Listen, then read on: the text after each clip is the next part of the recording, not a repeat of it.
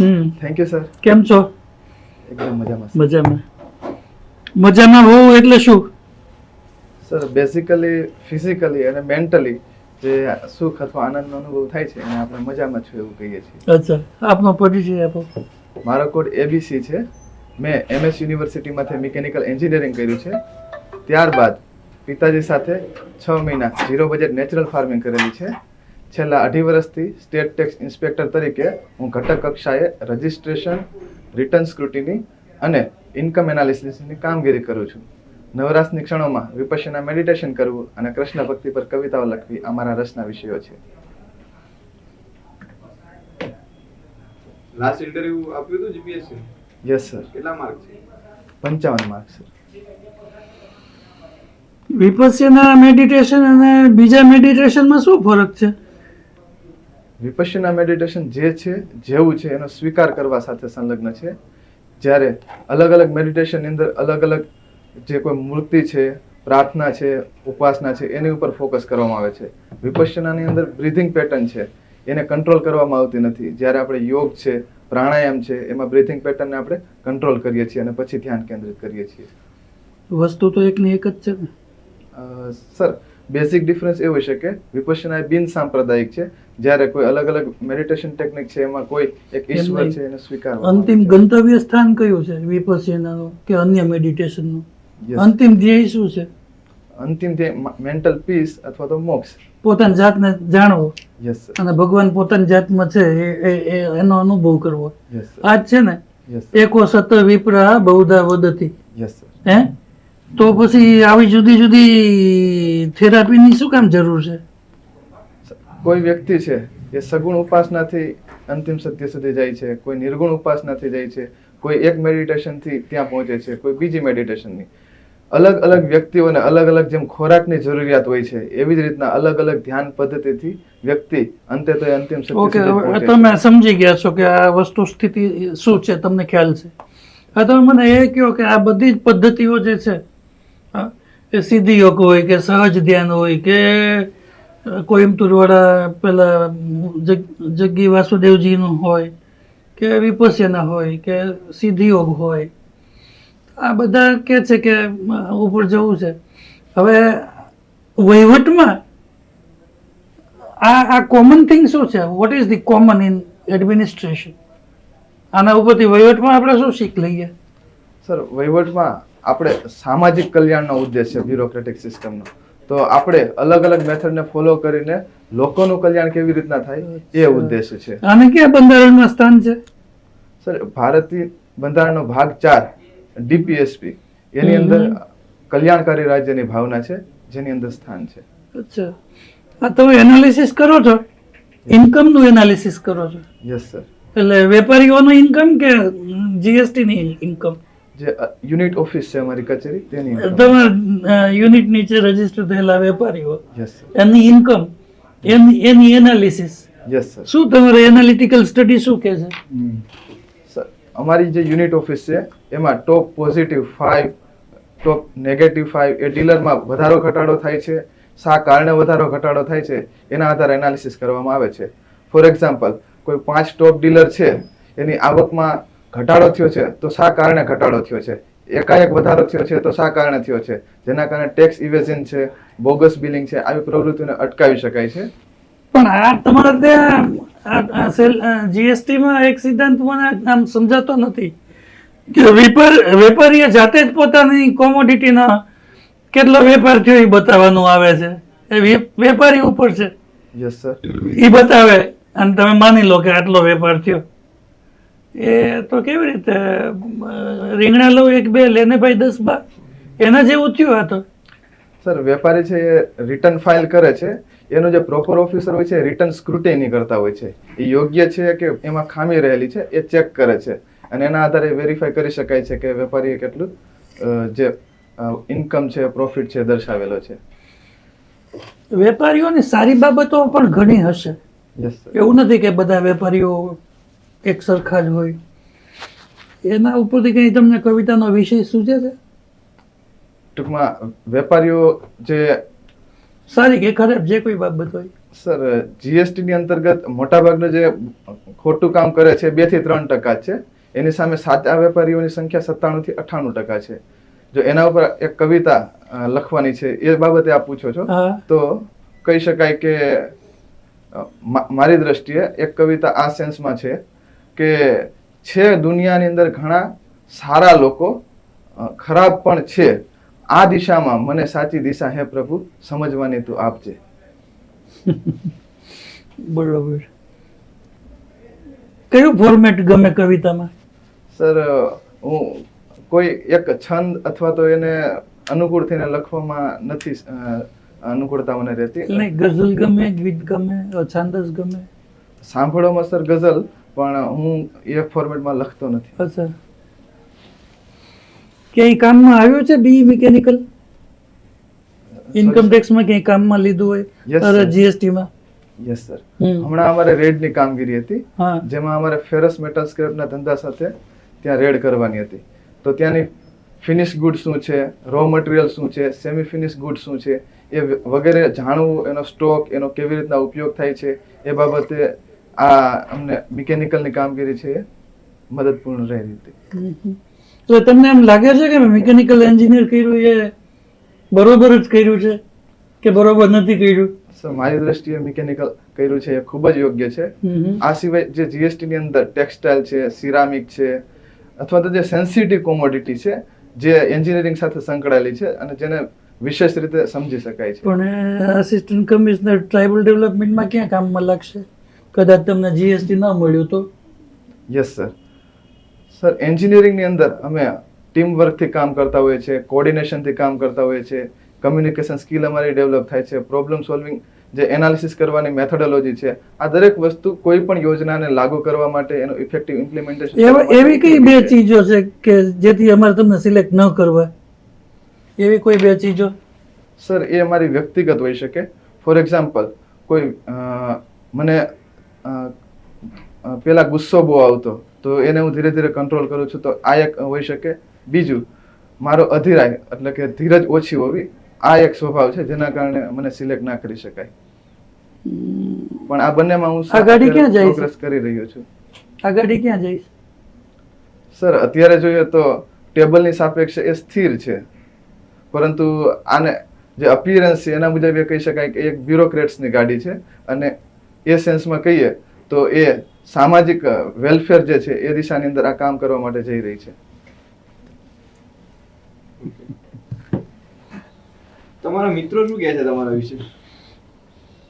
મા- કેવા વ્યક્તિ છો તમે? સર પોઝિટિવ કહે છે અને નેગેટિવ પણ કહે છે. ફોર એક્ઝામ્પલ, પોઝિટિવમાં કહીએ તો નિયમોને વળગીને કામ કરે છે, સત્યનિષ્ઠાથી કામ કરે છે. બીજું નેગેટિવમાં કહીએ તો એ મિત્રો સાથે જ્યારે કોઈ પણ વાત આવશે ત્યારે પોતાનો સ્ટેન્ડ એ ક્લિયર રાખે છે, પછી સાચું હોય કે ખોટું હોય. તો આ સેન્સની અંદર આ મારો પરિચય આપે છે. ઓકે. તો એસટીઆઈ તરીકે ક્યારેય તમારા ઉપરી અધિકારીને એમના ઓપિનિયનથી અલગ જઈને તમે કોઈ સાચી વાત કીધી છે? મતલબ એમની ભૂલ હોય એમને બતાવી છે કે સર આ તમારી ભૂલ છે?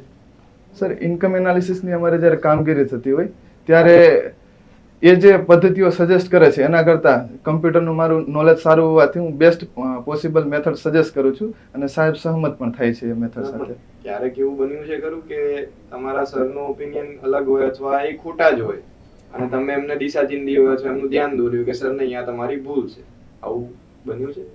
સર આવું મોટા ભાગે તો નથી જ બનતું, અને જ્યારે આવું બનતું હોય છે ત્યારે પણ મારે વિનમ્રતાપૂર્વક સાહેબને કહેવું પડે છે કે સર આ બાબત છે, અહીંયા આપણે આ રીતે કરી શકીએ છીએ. ઓકે. કરંટ જે બજેટ હતું ભારત સરકારનું એની કોઈ વિશેષતા વિશે વાત કરી શકશો? સર સૌથી વધુ જે મિડલ ક્લાસ ફેમિલીને એટ્રેક્ટ કરે છે એ છે ઇન્કમ ટેક્સની અંદર જે બેનિફિટ્સ આપવામાં આવ્યા છે, એ ખૂબ જ સારી બાબત છે. ઓકે. શું છે બેનિફિટ? 12 લાખ સુધીની જે ઇન્કમ છે એને ટેક્સ ફ્રી, એટલે કે એમાં જે ઇન્કમ ટેક્સ છે એ 0 ભરવાનો રહેશે. ઓકે. આ સિવાય યોજનાકીય કોઈ ખાસ બાબત બજેટમાં હોય એવી? સર વિવિધ સેક્ટર છે એના બાબતે અલગ અલગ યોજનાઓ જાહેર કરવામાં આવી છે, જેમ કે ખેડૂતો માટે છે, મહિલાઓ માટે છે. જે પહેલાની યોજના હતી એમાં જે રેવન્યુ છે એ વધારવામાં આવી છે. તો શું તમને લાગે છે કે આ બજેટ જે છે એ આપણા રાજકોષીય શિસ્તને પ્રોત્સાહન આપનારું છે? સર દરેક બજેટનો ઉદ્દેશ છે એ લોકોની અપેક્ષાઓ છે એ પૂરી કરવાનો હોય છે, પરંતુ લોકોની અપેક્ષાઓ અસીમિત હોવાથી દરેક અપેક્ષા પૂરી નથી કરી શકાતી, જેના કારણે ફિસ્કલ ડેફિસિટ છે એમાં વધારો થતો હોય છે. તો આપણે આ બંને વચ્ચે બેલેન્સ કરનારું આ બજેટ છે એવું કહી શકીએ છીએ. સરકાર તો અહીંયા ટેક્સેશનમાં ઘટાડો કરી રહી છે, ખર્ચામાં વધારો કરી રહી છે, તો એનાથી ડેફિસિટ વધે કે ઘટે? સર ટેક્સેશનમાં ઘટાડો કરવાનું એક કારણ એવું છે કે જેનાથી લોકો પાસે આવક છે એ વધશે અને એ આવકનો એ ફરીથી ઇકોનોમીની અંદર યુઝ કરશે, જેનાથી ઇકોનોમી ગ્રોથ થશે. તો આ દ્રષ્ટિએ જોઈએ તો ટેક્સેશન ઘટાડવાનું કરવાનું પગલું છે એ યોગ્ય છે. તો પછી એમ ટેક્સ જ ના લઈએ તો સૌથી સારું ને. સર સોશિયલ પોતાના પૈસા પોતાની જોડે રાખે ને એને વાપર્યા કરે. Yes sir. Sir social contract theory એવું કહે છે કે જો લોકોની વેલફેર આપણે કરવી હશે તો ગવર્મેન્ટ પાસે કોઈક પ્રકારનું ફંડ તો જોશે જ, અને વેલફેરની સ્કીમને ઇનિશિયેટ કરવા માટે ફંડ જરૂરી છે અને એટલા માટે ટેક્સેશન જરૂરી છે.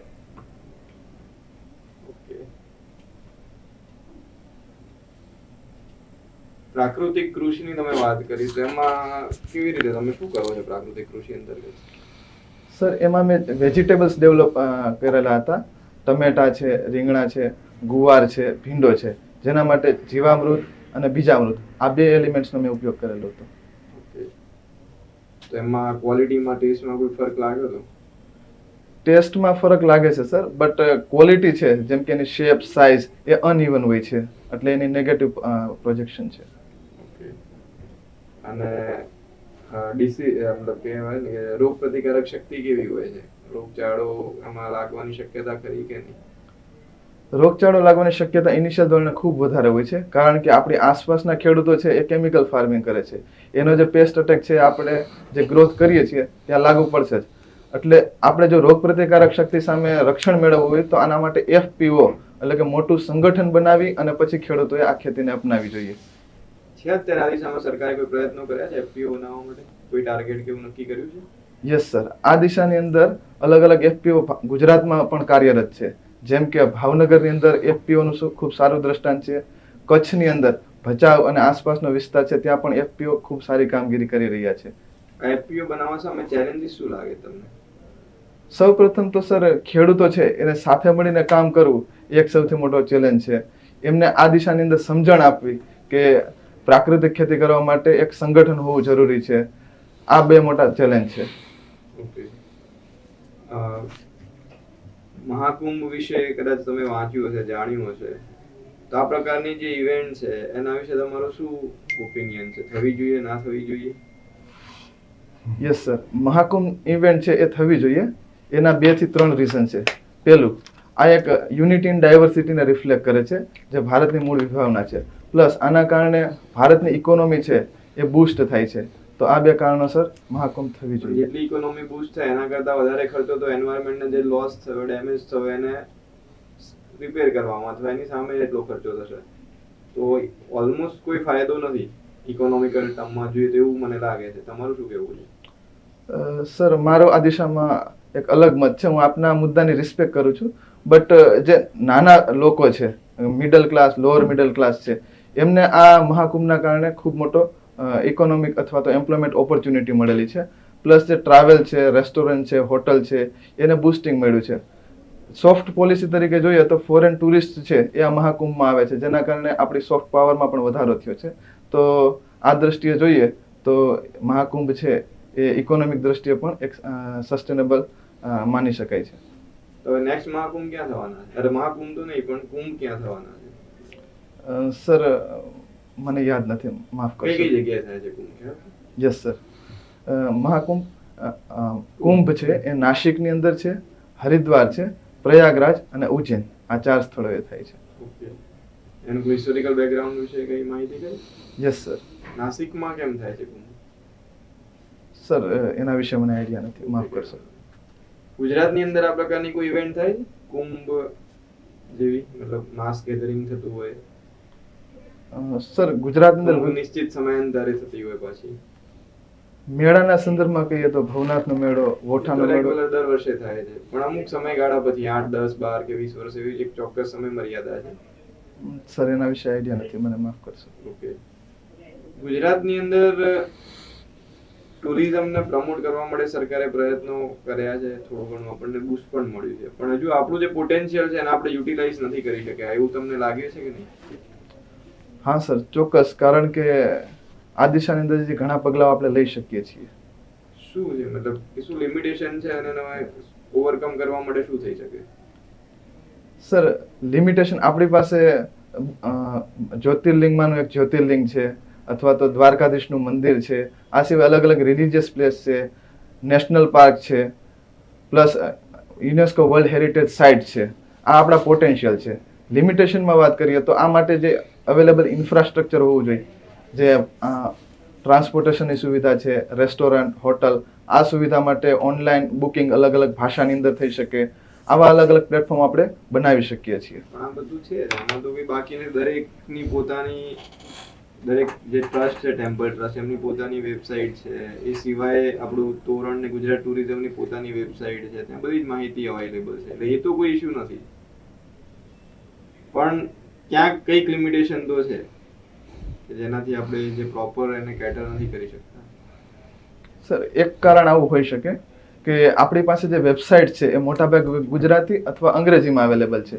કોઈ પોર્ટુગલ, ફ્રાન્સ, ત્યાંથી કોઈ જો વ્યક્તિને રજીસ્ટ્રેશન કરાવવું હોય તો એ ભાષાની અંદર ઇન્ટરફેસ આપણી પાસે નથી, તો આ દિશામાં પણ કામ થઈ શકે છે. એ તો બહુ સ્મોલ પર્સન્ટેજ, એવા લોકો તો 0.1 કે 2%. સોરી, આપને ડિસ્ટર્બ કર્યો. હું એમ કહું છું કે દારૂબંધી ઉઠાવી લેવી જોઈએ. આ મોટું લિમિટેશન છે, આપના ટુરિઝમને બાધક હોય એવું. છાપામાં બહુ બધી દલીલો આવે છે, આપનું શું માનવું છે? સર, આપના મુદ્દા સાથે હું પાર્શિયલી સહમત છું, પરંતુ જ્યારે આપણે કહેતા હોય કે આ ગુજરાત છે એ ગાંધીજીનું ગુજરાત છે, ત્યારે એમના આદર્શોને આપણે નહીં ફોલો કરીએ તો કોણ ફોલો કરશે? એક રોલ મોડેલ તરીકે ગાંધીજીના આદર્શો પર ચાલતું ગુજરાત રાજ્ય છે, ત્યારે દારૂબંધીને માન્યતા આપવી, ટૂંકમાં ઓપન જે લીકર અવેલેબલ થવો, એ આવક કેટલી બધી થઈ? જોઈએ. ગાંધીજી તો એમ કહેતા હતા કે રેલવે બી ના હોવી જોઈએ, તો ભાઈ ટ્રેનમાં મુસાફરી બંધ કરી દેવી. એમના વિચારો સાચા ને સારા જ, આપણે એને ડિનાય નથી કરતા, પણ ગાંધીજીએ ભ્રષ્ટાચારનો વિરોધ કર્યો. Yes sir. પણ આપણે બંધ કર્યો. સર, એના તમારું શું માનવું છે? આપણે અલગ અલગ મિકેનિઝમ લીધેલી છે. ફોર એક્ઝામ્પલ, ટોપ ડાઉન એપ્રોચમાં CVC છે, CBI છે, લોકાયુક્ત, લોકપાલ જેવી સંસ્થાઓ બનાવી છે. બોટમ અપ એપ્રોચની અંદર સિટીઝન ચાર્ટર છે, સોશિયલ ઓડિટ છે, RTI છે, બધું જ છે. લીધેલા છે આપણે. લીધા છે, પણ ઉદ્દેશ બર આવ્યો. તમે કેટલા અંશે સંતુષ્ટ છો એમની કામગીરીથી? ચલો મને કહો. સર, ગાંધીજીના વિચારો છે એ એક આદર્શ સમાજની રચના માટેના છે. હોઈ શકે કે આપણે એ સિદ્ધાંતો સુધી ના પહોંચ્યા હોય, પરંતુ ત્યાં સુધી પહોંચવાનો પ્રયત્ન જ ન કરીએ તો એ દિશામાં આપણે અમુક અંશે પાછી પાની કરીએ એવું કહી શકાશે. પ્રયત્નની શરૂઆત ક્યાંથી થવી જોઈએ? સર, ગાંધીજીનું જ વાક્ય છે, બી the change you want to C in the world. એટલે કે કોઈ વ્યક્તિગત પ્રયત્નથી આની શરૂઆત થવી જોઈએ. જેમ કે મારે પ્રયત્નો કરવા છે તો એની શરૂઆત મારાથી જ થવી જોઈએ. Okay, carry on. Okay. What is the difference between honesty and integrity? Yes sir. Honesty છે એક વ્યક્તિગત પાસાને રજૂઆત કરે છે, જ્યારે ઇન્ટિગ્રિટી એનાથી એક હોલિસ્ટિક એપ્રોચ છે, જેમાં મન, વચન અને કર્મ ત્રણેય એક સમાન હોય, એકતા હોય, તેને આપણે ઇન્ટિગ્રિટી કહીએ છીએ. તમે કીધું કે પર્સનલ એ રાખવા છે, આપણે ના કહી શકીએ કે હસમુખભાઈ બહુ ઓનેસ્ટ ચેરમેન છે GPSCના, એ તો એમનું પ્રોફેશનલ પોસ્ટ છે ને, પ્રોફેશનલ કમિટમેન્ટ છે. Yes sir. ઓનેસ્ટીને ખાલી પર્સનલ લેવલે એ છે કે કંઈ બીજું એપ્લિકેશન?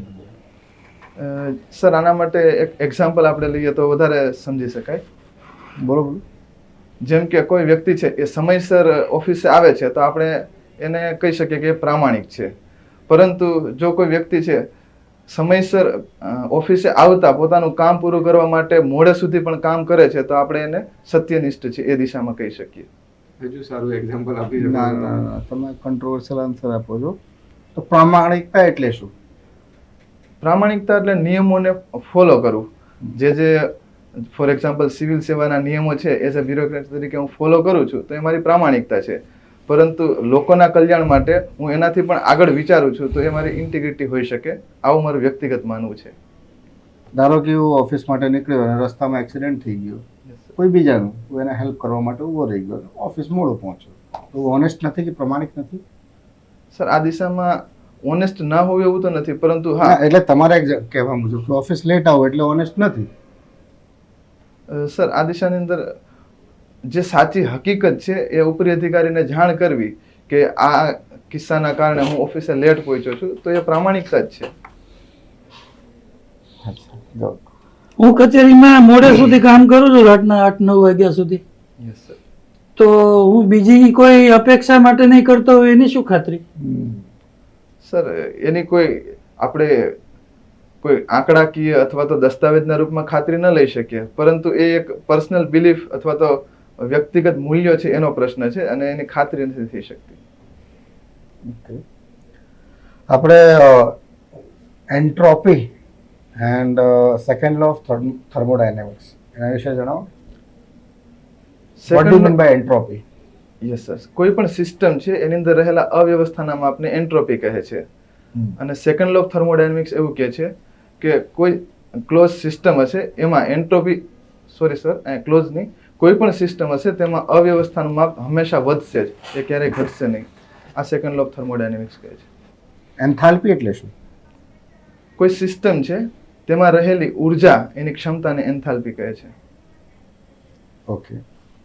GSTR 1, 3B, 9 અને 9C શું દર્શાવે છે? GSTR 1 છે એ આઉટવર્ડ સપ્લાયને દર્શાવે છે. 3B છે એ મંથલી જે રિટર્ન છે એને દર્શાવે છે. GSTR 9 છે એ એન્યુઅલ રિટર્ન છે અને 9C છે એનું રિકન્સિલિએશન સ્ટેટમેન્ટ છે એન્યુઅલ રિટર્નનું. તો રિકન્સિલિએશન એટલે શું? સર કોઈ ટેક્સ પેયર છે એ 9 ફાઇલ કરે છે અને એમાં પણ જો કોઈ ભૂલ રહી જાય છે તો એને સુધારો કરે છે, એને રિકન્સિલિએશન કહે છે. ઓકે. ગુજરાત જેવા ઇન્ડસ્ટ્રીયલ સ્ટેટમાં તમે આટલા સરસ ઇન્સ્ટિટ્યૂટથી બી મિકેનિકલ કર્યું, અત્યારે STI તરીકે આપ કામ કરો છો. કયા વર્ષે આપે બી પૂરું કર્યું હતું? 2018. 2018. તો 2018માં જે આપણા મિત્રો છે જે અત્યારે ઇન્ડસ્ટ્રીમાં જોબ કરે છે, એમની સેલરી ને આપની સેલરી વચ્ચે કંઈ તફાવત છે? હા સર. શું તફાવત છે? સર ખૂબ મોટો તફાવત છે. જે કોર્પોરેટની અંદર અત્યારે કામ કરી રહ્યા છે એમની સેલરી 15 લાખથી લઈને 18 લાખ સુધી છે, જ્યારે ગવર્મેન્ટ એમ્પ્લોય તરીકે મારી સેલરી STI તરીકે આશરે 6 લાખ છે. તો આ તફાવત છે. તો તમને એવું નહીં લાગતું કે you are out of the race, you have been left out of the race? Sir એક સામાજિક પર્સપેક્ટિવથી આવું કહી શકાય, પરંતુ જો વ્યક્તિગત રીતે હું કહું મારા વિચારો તો અહીંયા રેસનો પ્રશ્ન જ નથી, કારણ કે કોલેજ પૂરી કરી ત્યારબાદ મેં સસ્ટેનેબલ ડેવલપમેન્ટ ઉપર મારા લાઈફનું કેરિયર આગળ વધારવા માટે પ્રયત્ન કર્યો. 0 બજેટ નેચરલ ફાર્મિંગથી આ એક એનો ઉદ્દેશ હતો. ત્યારબાદ ગવર્મેન્ટમાં આવીને આ દિશાની અંદર પ્રયત્નો કરવા, એ દિશાને મેં મારું કેરિયરનો ગોલ માન્યો હતો. ત્યારે આઉટ ઓફ ધ રેસનો મારા માટે વ્યક્તિગત રીતે પ્રશ્ન નથી રહેતો. ના, તમે જે એક્ઝામ્પલ આપ્યો, તમારે તો MSc એગ્રીકલ્ચર કરીને અને એવું બનવું હતું ને, એગ્રીકલ્ચર ઓફિસર બનવું હતું એ દિશામાં જો તમારે કામ કરવું હતું. Yes sir. આ પણ એક ઓપ્શન હતો જ, પણ સસ્ટેનેબલ ડેવલપમેન્ટનો વિચાર જ અમે જ્યારે ફાઇનલ અંદર જે પ્રોજેક્ટ કરતા હતા રાઇસ ડી હલરનો, એ આખો સસ્ટેનેબલ ડેવલપમેન્ટ ઉપર હતો અને ત્યારે અમને આ વિચાર આવ્યો, અમારી ટીમ હતી અને પછી અમે બધા લોકોએ જે ટીમ મેમ્બર છે આ દિશામાં આગળ વધવાનું નક્કી કર્યું હતું. શું હતું તમારું પ્રોજેક્ટ વિશે થોડું જણાવો ને ડિટેલમાં? Yes sir. આ પ્રોજેક્ટ રાઇસ ડી હલર હતો, જે ખેડૂત છે જે મિડલ ક્લાસ અથવા lower middle class marginal farmer છે એમાંથી બિલોંગ કરે છે, એમને મશીનનો ઉપયોગ કર્યા વિના જ જે ચોખા છે એની ફોતરી કાઢવા માટેનો પ્રોજેક્ટ હતો, એ અમે બનાવેલો હતો. તો એ તો પહેલાં ચાલતું જ હતું ને, વગર મશીને એ તો કરાતું જ હતું. Yes sir. તો તમે પ્રોજેક્ટમાં શું બનાવ્યું હતું? સર વર્તમાનમાં રાઈસની જે ફોતરી કાઢવાનો પ્રયોગ છે એ ટેકનોલોજી ડ્રીવન છે, મોટર છે અથવા તો એન્જિન છે એની મદદથી ચાલે છે. અમે આની અંદર ફેરફાર કરીને હેન્ડથી ઓપરેટ થઈ શકે એ દિશામાં કામ કરેલું અને એની એફિશિયન્સી પહેલાં જે આપણે હાથથી કરતા એના કરતાં ખૂબ સારી હતી. અચ્છા. તો ગુજરાતમાં ક્યાં રાઈસ વધારે ઉગાવવામાં આવે છે? રાઈસ બેલ્ટ કયું છે ગુજરાતનું? Yes sir. રાઈસ છે એ ગુજરાતની અંદર નર્મદા છે, જ્યાં નદી છે અને પાણીની ખૂબ અવેલેબિલિટી છે. દક્ષિણનો પટ્ટો, મધ્ય ગુજરાતનો પટ્ટો, આ વિસ્તારની અંદર રાઈસ વધારે થાય છે. અને ભારતમાં સૌથી વધારે રાઈસ પ્રોડ્યુસિંગ સ્ટેટ કયું છે? ક્વોન્ટિટીની દ્રષ્ટિએ જોઈએ તો યુપી છે, વેસ્ટ બંગાળ છે, સર નંબરમાં મને આઈડિયા નથી, બટ યુપી, બિહાર, વેસ્ટ બેંગાલ અને પંજાબ આ રાઈસ પ્રોડ્યુસિંગમાં વધારે આગળ પડતા છે, બટ નંબર વિશે હું ખ્યાલ નથી. સોરી સર, હું જાણી. દેહરાદૂની રાઈસ કે છે ને, દેહરાદૂન તો દેહરાદૂની બાસમતી ચાવલ. Yes sir. સર બટ આના સિક્વન્સ વિશે મને ખ્યાલ નથી. જીઆઈ શું છે? જીઆઈ એટલે જીઆઈ ટેગ ની વાત નહીં કરતો. રાઈસ નું આપણે કહીએ કે રાઈસ નું જીઆઈ આ છે, તો એ જીઆઈ લોટનું પણ હોય છે. તો જીઆઈ એટલે શું? સોરી સર, મને આઈડિયા નથી એના વિશે. જો કોઈ ડાયાબિટીસના સંદર્ભમાં તો સોરી સર, મને આઈડિયા. યાદ નથી. આપના પ્રેફરન્સીસ? પહેલો છે assistant commissioner of state tax, second છે assistant commissioner of tribal development, third છે સ્ટેટ ટેક્સ ઓફિસર, ફોર્થ છે DILR. Okay, last question from my side. જો આપને ડાયરેક્ટ હવે એસટીઆઈ ના ઉપર તો એસટીઓ આવે ને પછી એસસી એસટી આવે, આપને ડાયરેક્ટ એસસી એસટી મળી જાય આ ભરતીમાં, તો નીચેનું જે મેળવેલું એક્સપિરિયન્સ છે એસસી એસટી બનતા 3 કયા પગલાં લેશો કરપ્શનને નાબૂદ કરવા માટે? Yes sir. જે એટલે રિવોલ્યુશનરી પગલાં, એમ એવું નહીં કે અત્યારે સિસ્ટમમાં હોય, એકદમ રિવોલ્યુશનરી કે એક મોડલ તરીકે આખા ગુજરાતમાં દરેક ઘટકમાં આ મેસેજ જાય.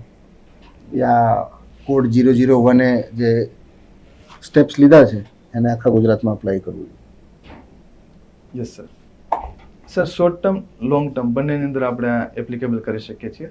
શોર્ટ ટર્મની અંદર જે સ્પોટ વિઝિટ છે એ કમ્પલસરી કરી શકીએ છીએ 100%. અત્યારે નથી સર અત્યારે જે અમેન્ડમેન્ટની એપ્લિકેશન આવે છે અથવા તો કોઈ નાના એવા જે કોર અમેન્ડમેન્ટ 2 પ્રકારના હોય છે, કોર અને આઉટ ઓફ કોર. ના, સ્પોટ વિઝિટ તો અત્યારે થાય છે. આ આન્સરથી સંતુષ્ટ નથી.